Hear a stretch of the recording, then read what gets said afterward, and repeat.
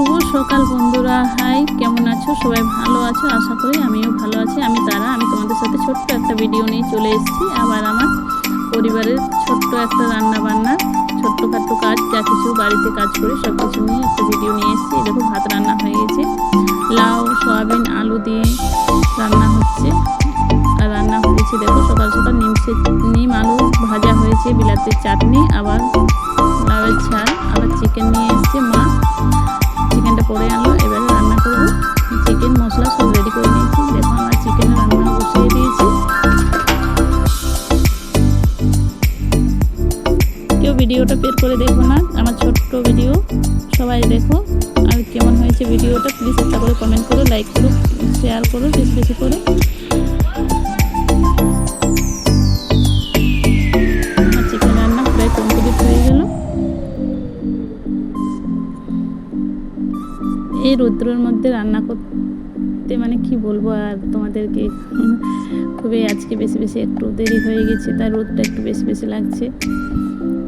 আর রান্না হয়ে গেছে আমার।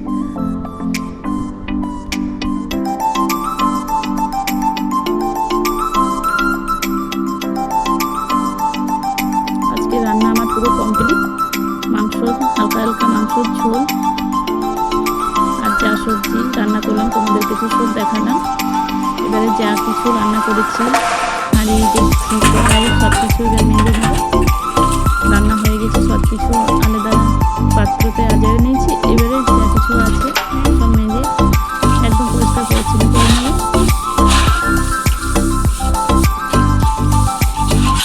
হাঁড়িটা হাঁড়িতে দেখো খুব সুন্দর ভুলেই চলে গেল, তার কারণ হাঁড়ির মধ্যে পাঁচ দেওয়া ছিল।